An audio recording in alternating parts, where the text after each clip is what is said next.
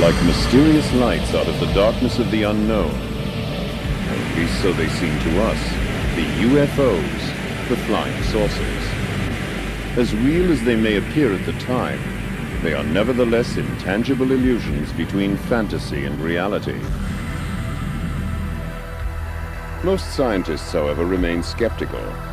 They speak mostly of unexplained phenomena, of optical illusions, or refer to the secret research carried out during the period of the Third Reich. A documentary of mystical stories. What's more, these phenomena are even mentioned in the German Armed Forces technical manuals. As a matter of fact, the world's first reported UFO sighting seemed to confirm this theory. On the 14th of December, 1944, Reuters reported in the New York Times, "A mysterious illuminated ball is the latest Nazi air warfare weapon. This means that towards the end of the Second World War, Germany was in possession of a secret weapon which displayed all the typical characteristics of a UFO." Our quest for German UFOs has been extremely difficult. We gathered together mysterious reports and stories, underground literature, photographs, sketches, and fragments of handwriting. And we tried to make contact with individuals who had been involved with the former secret societies Thule and Friel, as well as the Black Sun organization. One person we encountered would only say, "Those who know do not speak. Those who speak do not know." The first part of our puzzle took us to pre-First World War Vienna, where all sorts of esoteric, occult, and Sumerian ideas and material were circulating. Ideas which would later be taken up by the Third Reich, and with them the vision of a new and unconventional technology. It was a period which witnessed an enormous blossoming of various secret doctrines and orders. Templars and Rosicrucians, Illuminati and Freemasons, Anthroposophists, Theosophists, Neo-Templars and Armanen. Some of them seemed suddenly to have woken up after a centuries-long sleep. What had disturbed their slumber was this: the impending arrival of the prophesied New Age, the changeover from the age of Pisces to the Aquarian Age. Every one of these groups felt themselves called upon to make their mark on the approaching era. At the beginning, heretical theologians as well as Oriental, Nordic, and Atlantis scholars all worked in concert, fascinated by one goal: the new Golden Age.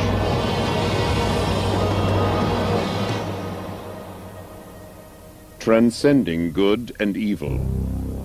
From the beginning of time, this concept has triggered a conflict in the spiritual world, between light and darkness, between white and black magic, between occultism and wisdom. Our Earth and its spiritual dimensions, which are the thoughts of humanity, are the mirror of these conflicts. Each time every human being makes a decision, he is faced anew with the choice between two paths: the white road of unselfish love, or the black road of selfishness, which ineluctably leads to doctrine. Every individual who comes into contact with higher learning considers himself basically good. And yet, the two principles are still within him, obligating him to examine which thoughts and deeds he will use to serve which power. At the end of time, the twilight of the gods, he will realize that heaven and hell are our own thoughts and actions, good and evil our own invention. Then he can draw on this experience to make the journey home to completeness. The powers of darkness and light serve only one Lord, the creator of all things. They have the one goal of availing ourselves of the life experience to create a race of superior beings. Power without love can only lead to catastrophe.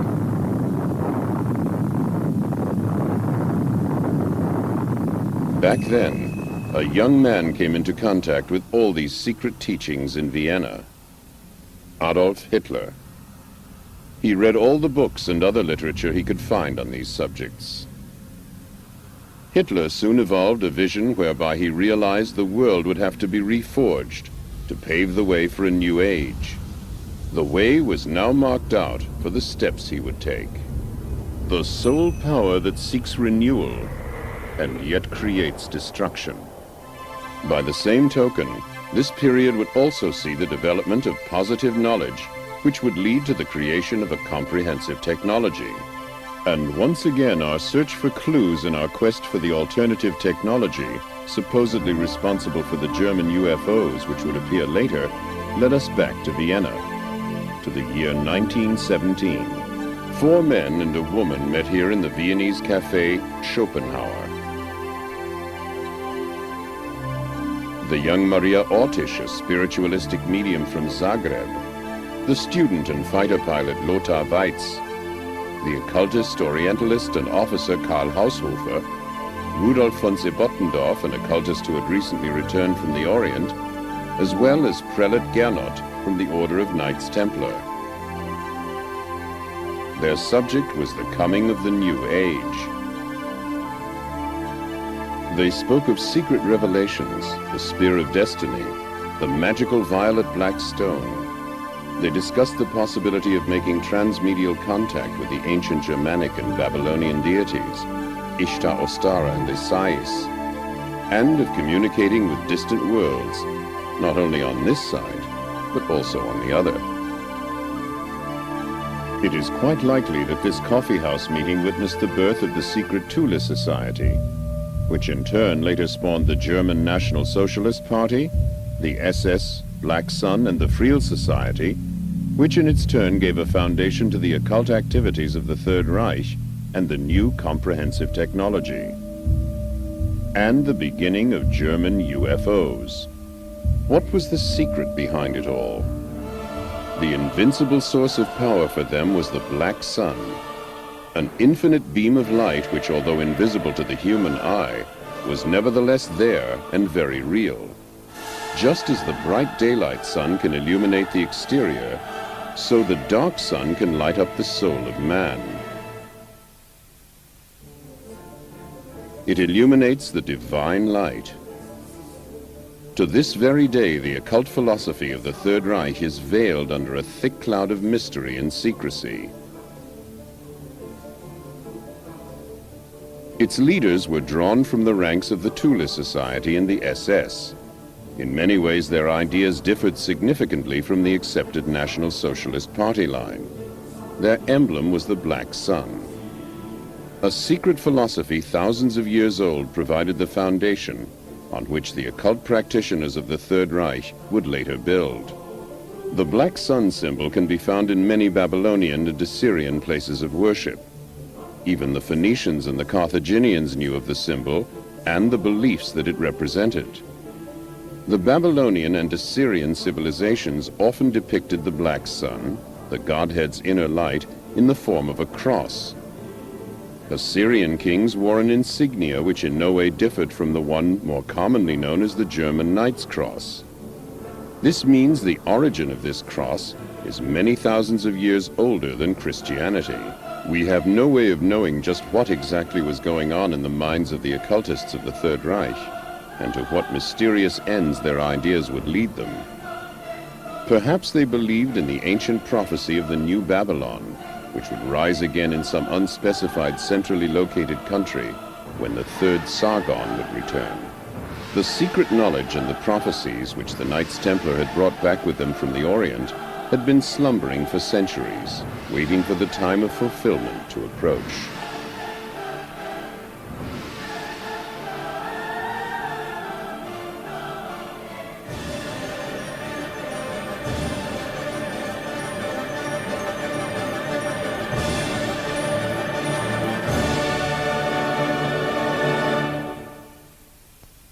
In 1919, von Sebottendorf joined with Karl Haushofer and Dietrich Eckart to form the Thule Society. This was to be a melting pot of various occult orders, with a network of connections throughout Germany.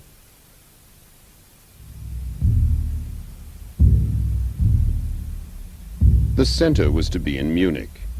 Many members of the Thule Society formed themselves in active opposition to the short-lived Socialist Republic of Bavaria.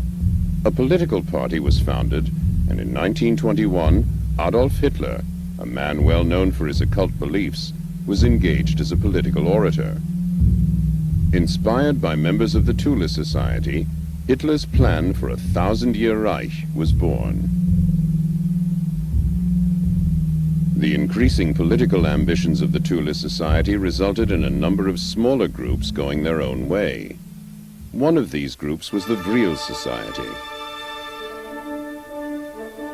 Towards the end of 1919, a select group of people, members of both the Thule and Vril societies, met in an old hunting lodge near Berchtesgaden. Taking a prominent part in the proceedings for the first time was Dr. H.O. Schumann, a man whose area of expertise would today be called alternative energy. Nevertheless, the leading figure was the medium Maria Ortisch. A second medium was also present on this occasion, the 18-year-old Sigrun.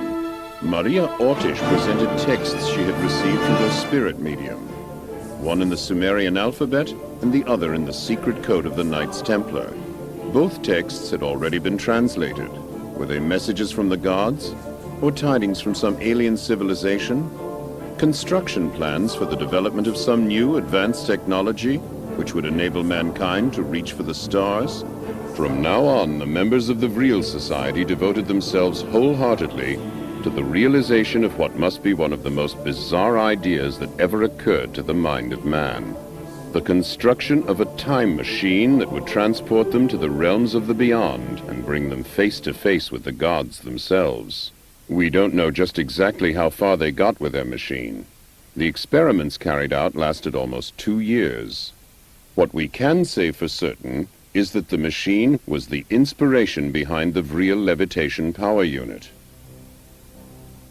At the beginning of 1924, the machine was dismantled and taken to Augsburg in southern Germany for storage, perhaps to the Messerschmitt aircraft factory. As a member of the Thule Society, Rudolf Hess gave a number of lectures and was, among others, one of the people responsible for the early encouragement this new technology was accorded. In all things, we are able to recognize two principles which decide upon matter and events: light and darkness, good and evil, creation and destruction. These two principles, the creative and the destructive, determine our technical means.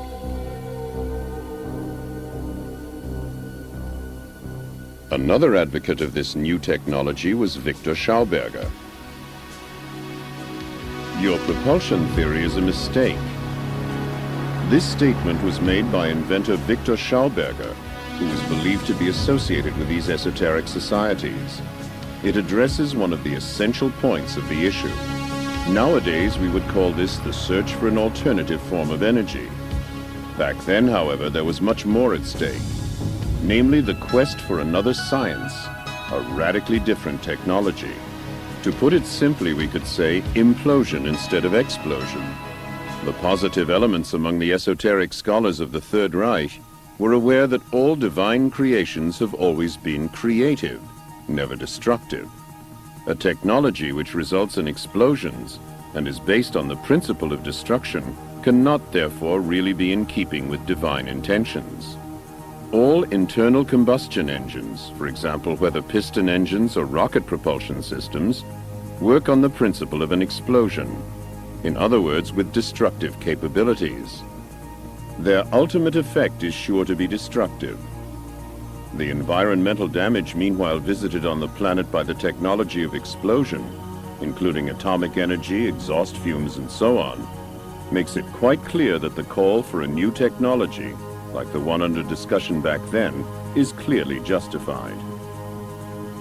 Victor Schauberger's experimental flying prototypes worked on the principle of levitation.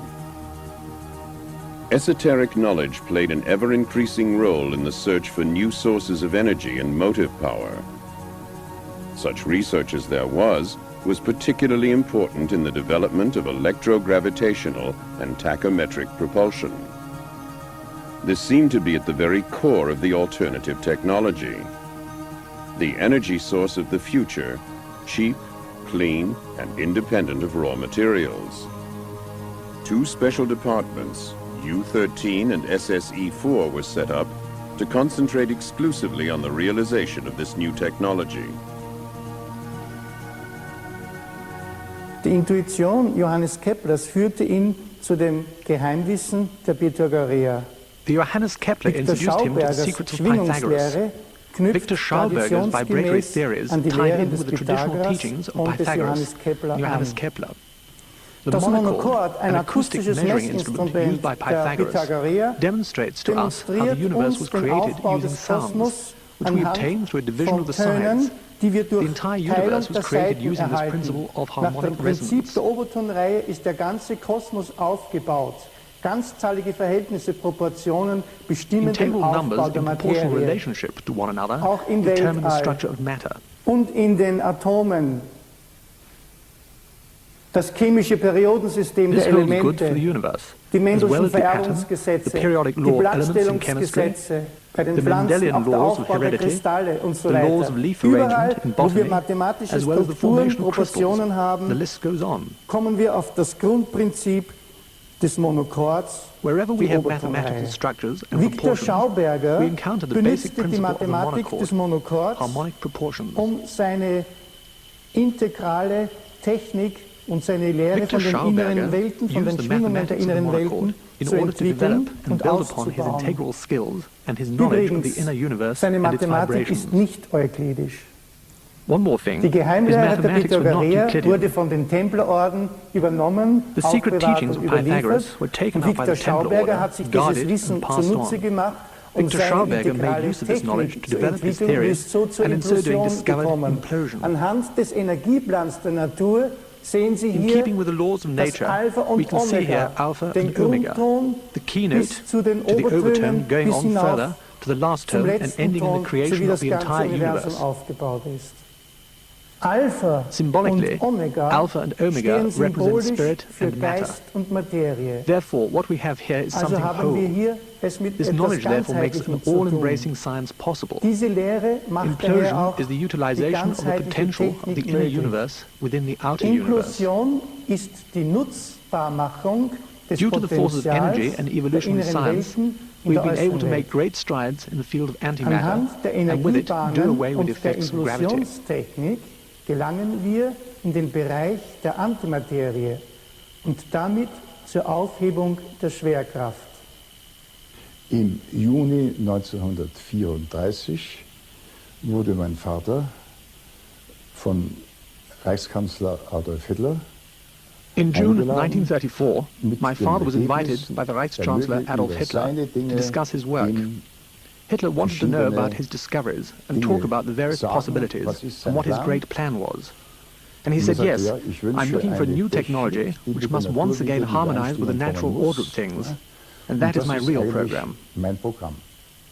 Kurz vor dem Eintreffen der beiden Reichsbeauftragten, shortly before the meeting, Hitler, as Reichschancellor, gave the two deputies his orders. The two had come to discuss Hermann Göring's plan. An die zwei Reichsbeauftragten vom Hermann Göring-Plan. Herr Victor Schauberger, Sie werden das and mit he den said, beiden Herren Herr Victor besprechen. Schauberger, you will speak with the two Reichsdeputies, and tomorrow, or by the latest the day after tomorrow, a second meeting will take place. And he said to the two deputies, I find the plan fascinating. Yes, we Germans will bring about a whole new science. Wir Deutschen werden eine Biotechnik in Szene bringen. Socialist Party came to power, the occult societies withdrew into the background. Within the SS, the Thule Society created a separate secret organization called the Black Sun. The Friel Society carried on much as before with its scientific research. According to reports, the Friel Society had by the middle of 1934 created its first experimental circular aircraft to be propelled with the anti-gravitational effect, the RFC-1. The men responsible for the design and construction were Dr. Schumann and an engineer from Bochum. Since 1929, the young Gertie Vogt had been responsible for running the Friel Society, and she made herself known to private investors who were prepared to invest in projects that carried an element of risk. In the meantime, the members had become convinced that the mediumistic messages originated not from gods from the other side, but in fact from a highly developed alien civilization within the Aldebaran solar system. The main star in the constellation of Taurus is Aldebaran. Could it be that the Sumerians, whose language remains a mystery to this day, were Aldebaranians? If they did perhaps once land in Mesopotamia, it is interesting that the inscriptions on the royal tablets tell us, when the royal power came down to us from the heavens. The Friel and Thule societies were not alone in their vision of space travel in the Germany of those days.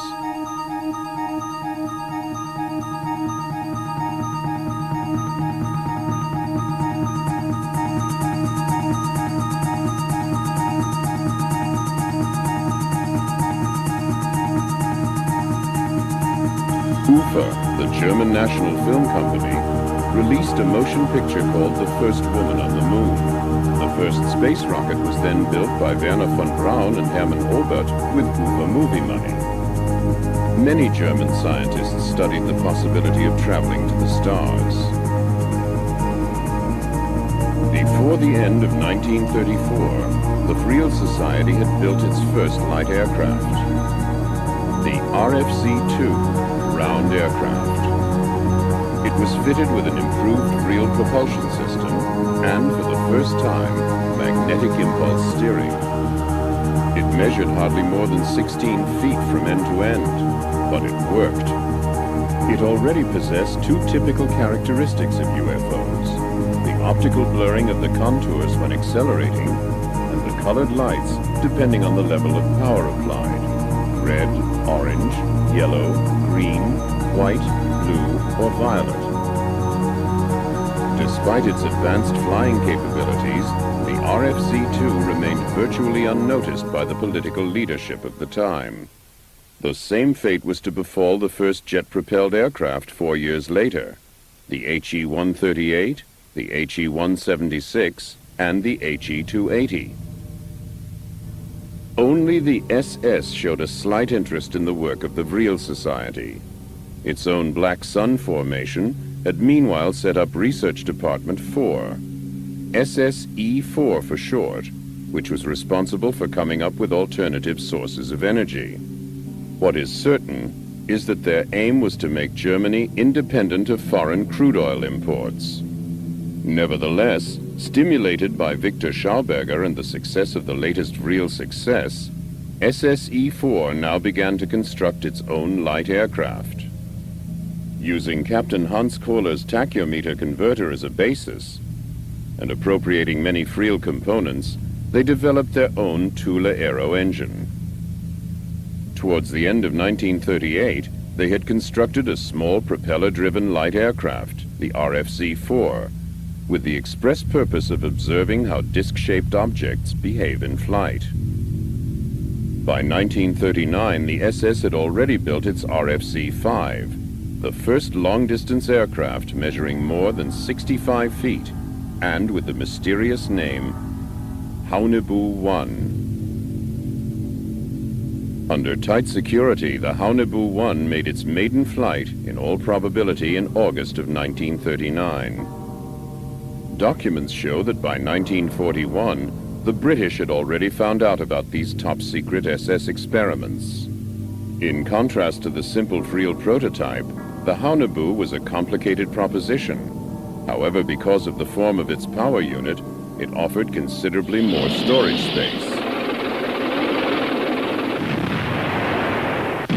In 1939, Hitler made one of his biggest mistakes. Und von jetzt ab wird Bombe mit Bombe vergolten. What might have been meant to be a limited military action, the Polish campaign, led directly to the Second World War. Quite contrary to what we might imagine the situation to be in the perfectly organized National Socialist state, everyone did exactly as he pleased. The Air Force, the Army, the Navy, and the industrial concerns all followed their own inclinations.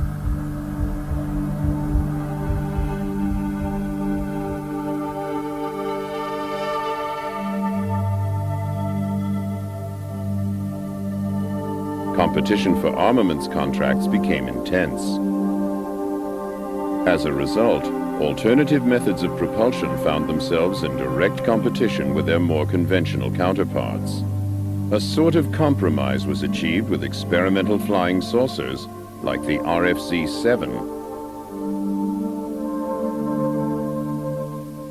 Wir haben Transporte gemacht, auch vom Kampfgeschwader 26. Und zwar haben wir Torpedo geholt von Kiel, heute now. The 26th Fighter Squadron had been ordered to fly from Kiel to Norway in order to resupply the 30 Fighter Squadron, the Bamba Command. On return flight to Hamburg, I took a model of my aircraft design with me, and taking advantage of the opportunity, actually had it forwarded to Ernst Udet in the Reich's Air Ministry in Berlin. Zum Reichsluftfahrtministerium nach Berlin an Udet. Udet hat dieses Modell weitergegeben an Peenemünde. Udet passed this model on to the research establishment in Peenemünde, where tests were later carried out.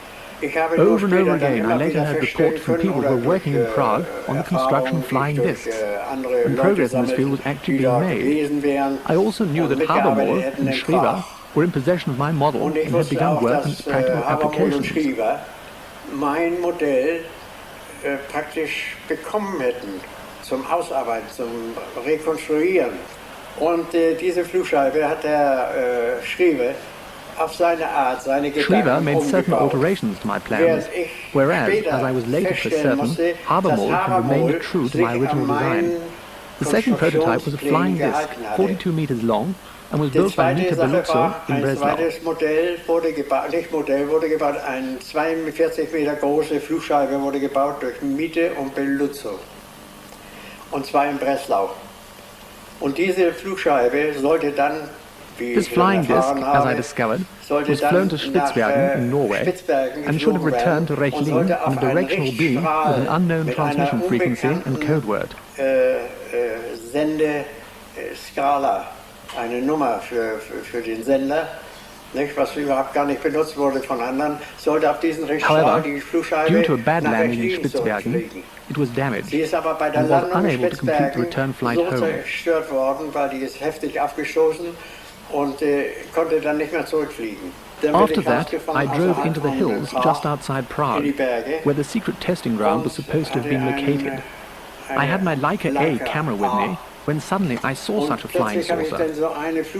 I was wounded at the time, so I know that it was November, December, although the test flight was not due to take place until the following February. Someone had made an unscheduled test flight, and this is what I saw coming towards me.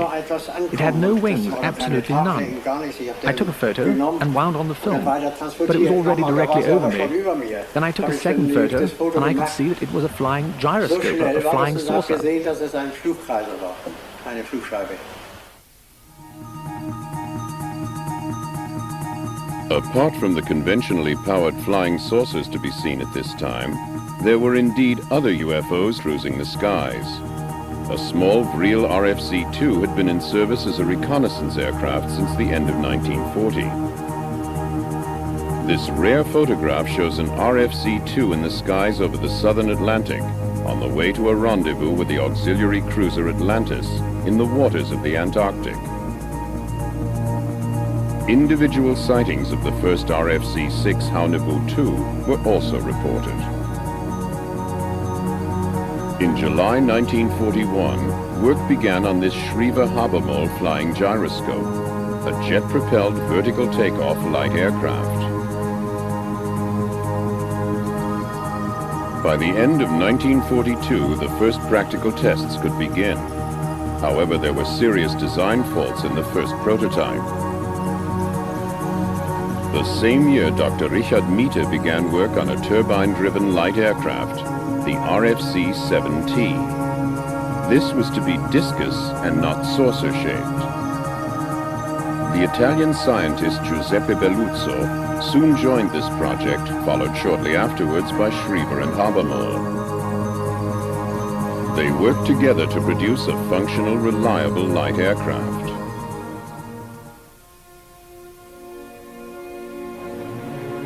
And so, on the 17th of April 1945, Richard Miete was able to report to Adolf Hitler, "Today, under my direction, and in the presence of 3 Luftwaffe officers, the V-7 was tested in the skies above the Baltic.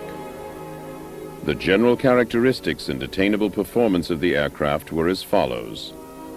The V-7 was a supersonic helicopter fitted with 12 BMW 028 turbo aggregate engines. During the first test flight, it reached an altitude of 78,000 feet, and on the second, rose to 80,000 feet. The craft can in principle be powered by unconventional energy sources. My background includes remote sensing technology and the exploration of the UFO phenomena. Over the years, I've had the privilege of being a friend and colleague of the late American Naval Admiral Delfarny, who was instrumental in bringing many of the German scientists to the United States at the end of World War II. As many of you know, there was an executive order given by President Truman in August of 1945, August 15th, 45. And in March of 1946, the State Naval War Committee authorized the collection of German materials relating to experiments of high technology. The operation known as Paperclip was to bring sequestered German scientists privately to the United States in the hope that the Americans could begin a quick start, a catch-up in the areas of V1 and V2 testing. Clearly, the Germans were involved with the building of what many allies considered a miracle weapon systems. And so I have had the opportunity of looking very carefully at the documents that detail 2 histories.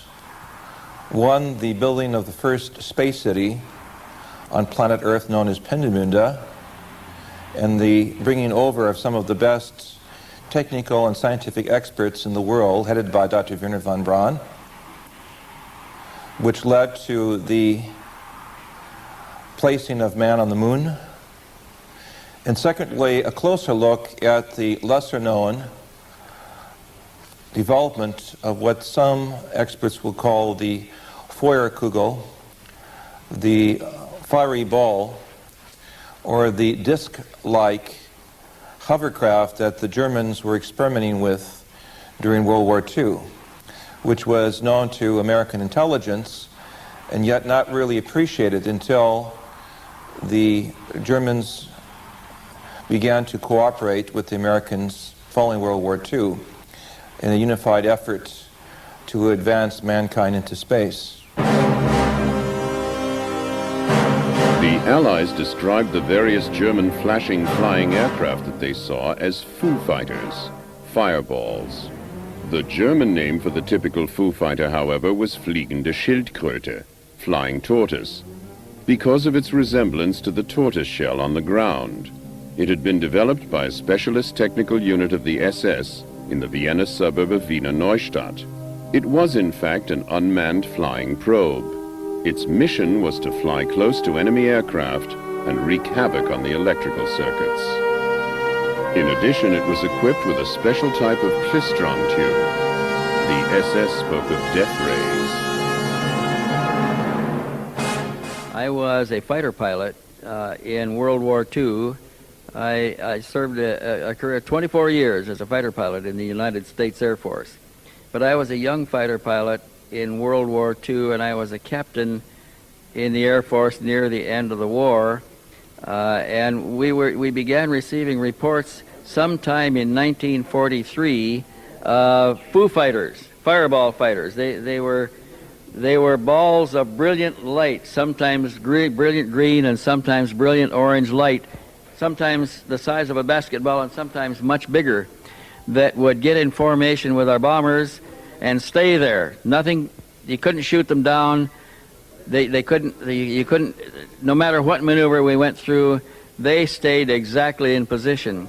I had friends who reported these balls of fire appearing outside of the cockpit of a fighter aircraft only 10 and 15 feet away, and they did every maneuver they could think of, dives and rolls and everything, trying to get rid of this ball of fire out there, and it remained in exactly the same position no matter what they did. This represented a technology far superior to anything that we had encountered anywhere on the planet before. We thought these objects were being manufactured by the German government because they were our opposition at the time, and we thought they had discovered some new technique because we had already experienced other instruments, other vehicles that passed through the bomber formations at very high speed that also had glowing tails. We had close approaches of disc-shaped craft, not as close as one would like, but following bomber formations. We knew that the rockets had been perfected, and we thought that most of these were simply a further extension of this rocket technology, and we believed that they were all being produced someplace by the Germans.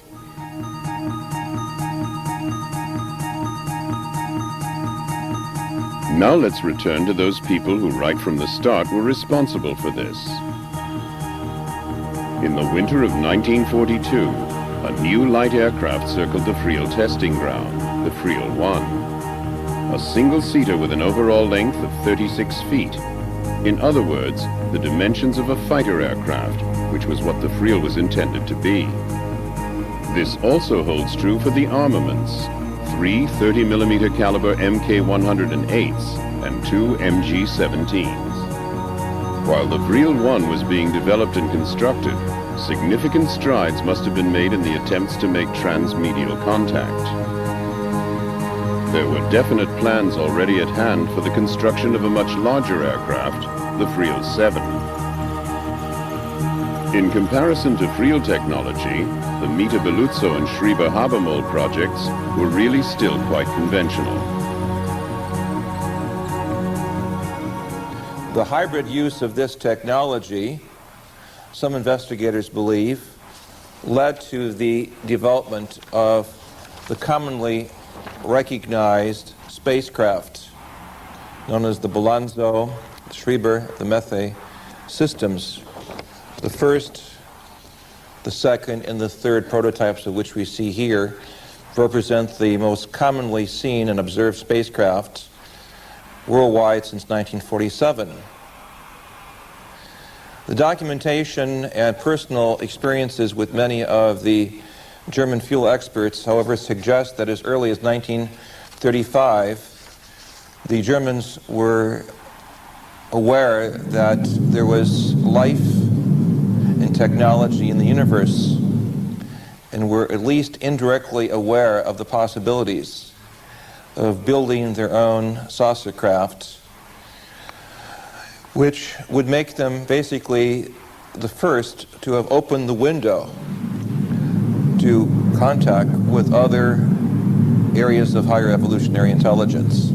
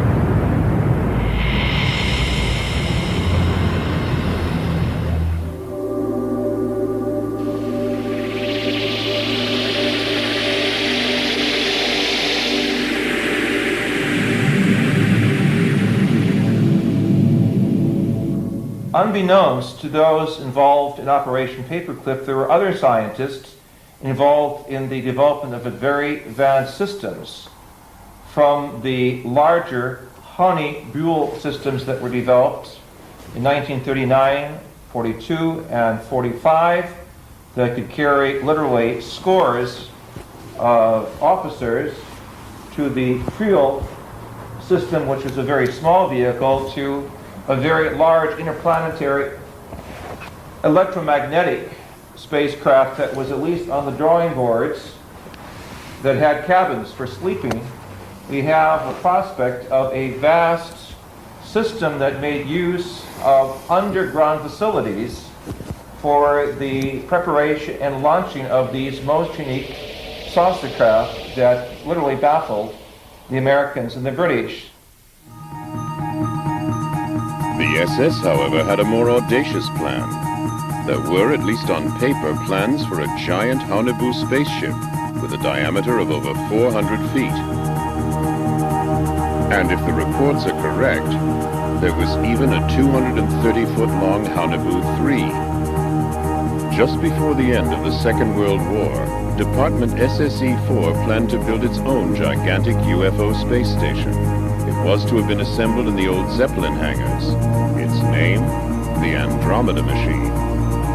Weights of more than 100 metric tons wouldn't have posed any difficulty to the real gravitational engine.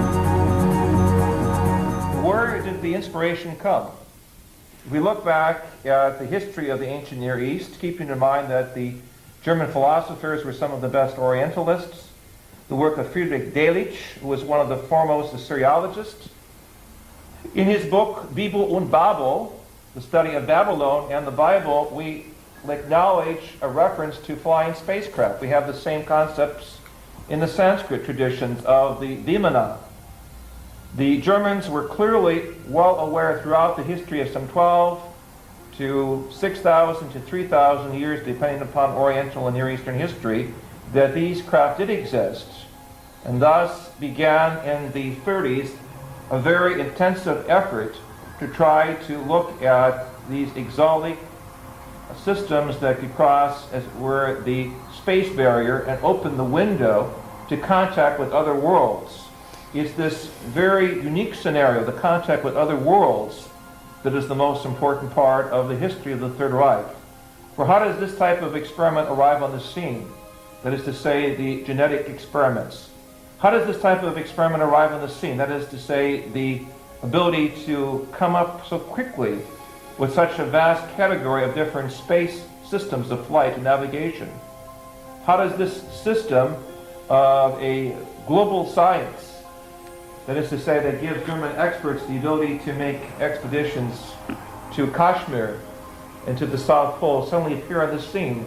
Obviously, there are higher connections. Many expeditions were mounted before and even during the war. Not just in the Near East, but also as far afield as South America, such as this one led by Edmund Kiss. And in the remotest regions of Asia, under the leadership of the famous Swedish explorer Sven Hedin. It was the search for traces of a higher knowledge.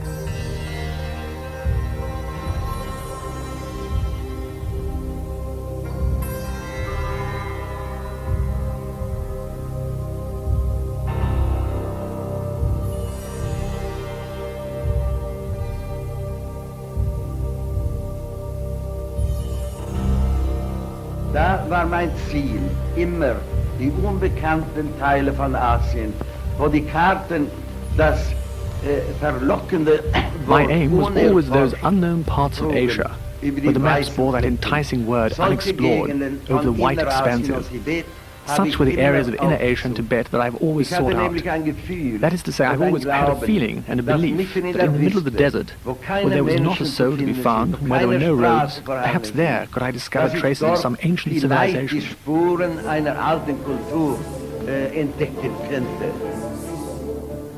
The Friel Society already had its own audacious plan.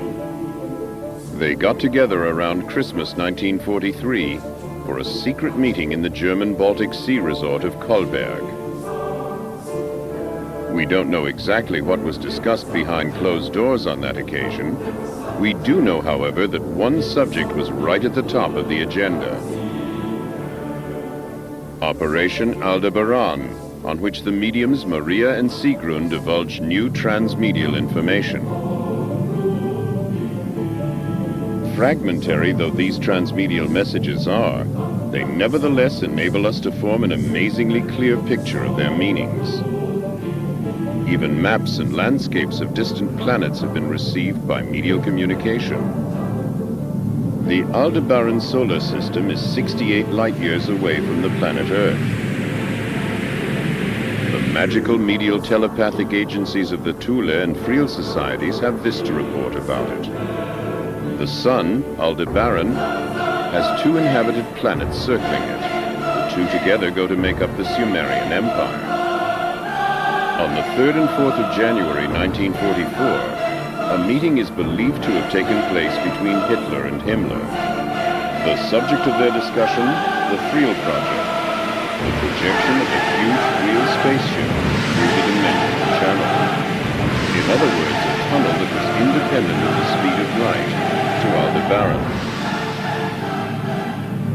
If we look at human history, we see throughout the documents of Sumeria, of Ebla in Syria, even the Old Testament book of Ezekiel, chapter 1, speaks of the wheel within the wheel. So there is very clear evidence of higher and parallel evolution throughout human history. However, it is very clear that the major impact of UFO technology did not occur in 1947 at Roswell, but rather earlier, by some 10 to 12 years in the area of Germany. And on the basis of looking at documents and talking with former scientists who worked in Germany during the war, it is clear that many of the officers saw UFOs in the sky over Germany during World War II, and even in the region of Peenemünde, where the first experiments took place, there's clear evidence that there were advanced electronic eyes and ears that were watching very carefully the German scientific developments. Clearly and logically, Germany would be the most unique place for a contact that would be made by higher intelligence, since it was in the leadership of the scientific industry in the 20th century. Clearly, it was the place where some of the best scientific minds were assembled in the world.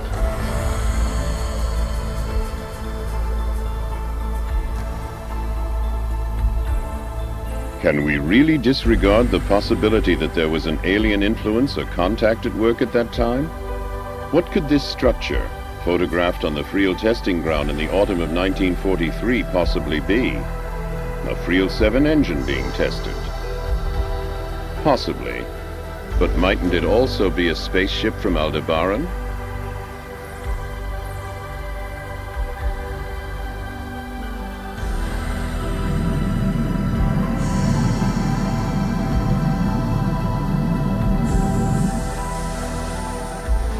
Now, we know that in the early parts of the war, there were certain factions of the Allied forces that did not believe he had a secret weapon.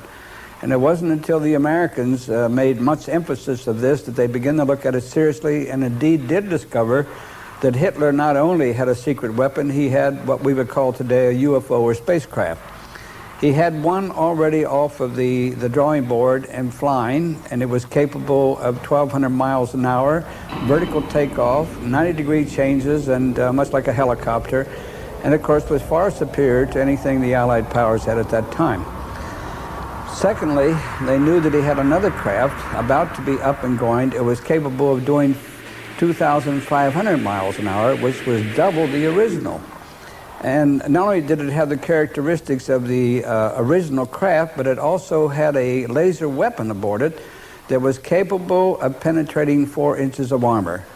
Now, needless to say that that really spooked the Allied forces into making a redemptive attempt against him and bringing him into a state of capitulation. What then became of all the secret projects carried out during the Third Reich? There are indeed a whole series of explanations. One is that the most important flying saucer was purposely sent to the bottom of Lake Mondsee in Upper Austria. Another is that they were concealed somewhere in South America and in the Antarctic. And not just that. Some people actually maintain that there is a German UFO base in the Antarctic, and that many were brought there disassembled by submarines. The most bizarre theory originates from the Special Department U-13. German UFOs are said to have traveled back in time as a result of entering a strange space-time discontinuity, where they were then received as the white gods of ancient Sumerian and Babylonian legends. Amazing tales. There is, however, something concrete to go on. Why did the Allies under Admiral Byrd mount an invasion of the Antarctic? I would like to say that among the many scenarios, of course, was the reality that there were some 30 missing German submarines that came from Baltic port areas at the close of World War II. These submarine systems had the Walter snorkel system, which allowed them to stay under water for weeks at a time. And this advanced technology made the German U-boats some of the finest in the world at that time, as acknowledged by U.S. naval documents. It is conceivable that some of this advanced technology could have been put on the submarines, spirited out, and with the snorkel system could have made for Argentinian ports and even the facilities there in Queen Maanland or Neues Schwabenland. I say this as a strong possibility, having seen the film that was made in 1947 with Admiral Byrd and Admiral Wood. I had the opportunity to actually see portions of this film, and what struck me was the fact that there was a significant military contingent that went down to Antarctica with Admiral Byrd. Why was it necessary to bring some 4,000 soldiers, a battleship, an aircraft carrier, and a support team to go into an area if it was purely a geological/geophysical exploration? Clearly there were other unknown factors there, and it was up to the Americans to see if they could acquire this missing technology. That is one scenario. After a few days, however, and the loss of an undisclosed number of aircraft, the operation was abruptly terminated. What happened? What mysterious opponent could have repelled the Allied invasion so quickly and decisively? Could it have been the few remaining members of the German armed forces? Or perhaps even aliens from Aldebaran? Admiral Byrd later explained to the press that in the event of another war, the hard facts were that we would have to reckon with an attack from aircraft that could fly from pole to pole. Later reports indicated that Admiral Byrd was given 8 months and unlimited funding to go in and pull this thing successfully off. But we also know that within 8 weeks he was totally defeated. Now the supposition at that point was that there was an advanced civilization and technology, most probably alien. There were with the Third Reich and the SS who was in Antarctica, and that those great and developed technologies were used to defeat Admiral Byrd. Throughout the world, in the ancient manuscripts of lost civilizations, we are confronted over and over again with tales of space-traveling gods who visited our planet to prepare mankind for a new age of knowledge and wisdom that would come about as a consequence of the next evolutionary step.